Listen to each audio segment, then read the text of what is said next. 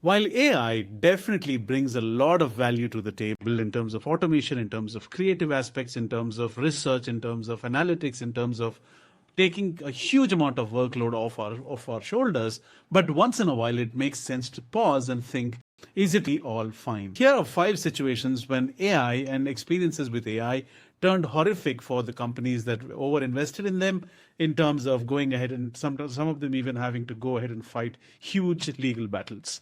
We're talking about a company called CVS Health, which kind of had to bear the brunt in the name of personalization when the ads were over personalized in terms of revealing sensitive health issues of people, whether it is pregnancy or whether it is diabetes. Now the ads read something on those lines of, are you pregnant and do you want to try our baby gear? Or here are the medications for your diabetes diagnostics.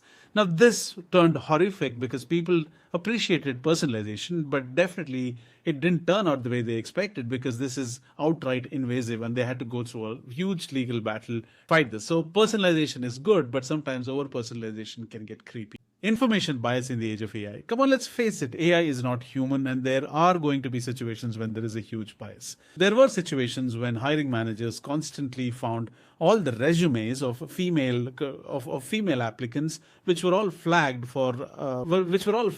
as unsuitable for the role because of the AI bias, and Amazon had to go through a legal battle for this as well. So AI bias was the AI systems that they used for hiring were only trained on resumes which predominantly belonged to men. That resulted in analysis bias. Over automation is not always healthy. Automations is one of the easiest things that businesses fall prey to. When somebody comes to you and says that you can automate this, you can automate that, we eventually forget that whatever it is that we are automating, what does it translate into? Does it translate into cost savings? Does it translate into number of hours being saved, or why are we automating is something that we fail to ask ourselves, and we sometimes fall into the trap of automation. Sometimes we fall into the trap of all automation is good automation while it is. Now this turned out to be a disaster in the terms of Delta Airlines case in a storm situation when people were aggressively interacting with the chatbot in terms of asking the situation of the flight, which constantly churned out automated messages or failed messages, which resulted in a lot of chaos. While creativity is subjective, while AI is definitely creative, but it has to be used with a lot of caution. Creativity does not always mean the images that it churns out or the videos that it spits out. Creativity is all about the narrative. There is no way a story can be narrated without human experiences and human creativity. The AI can do it, but at least not as good as a human can do it or an experienced storyteller can. How about looking at it as a collaboration than as an activity that can be outsourced to the AI systems? Why can't we keep the narrative or the storytelling side of things while AI goes ahead and automates parts of things or goes ahead and creates a few things while the narrative still is in the hands of a human? Highly competent businesses usually fall into the trap of going ahead and over investing in AI, while the data that they secure or the data that they're providing the AI systems with is almost always inaccurate.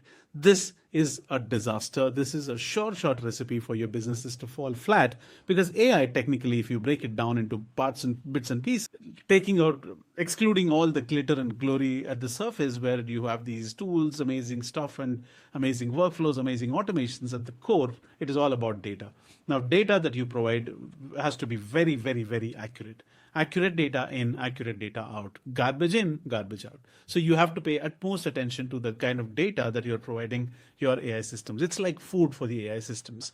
Now, how accurate your data is the sole determining factor of how good your predictions are going to turn out.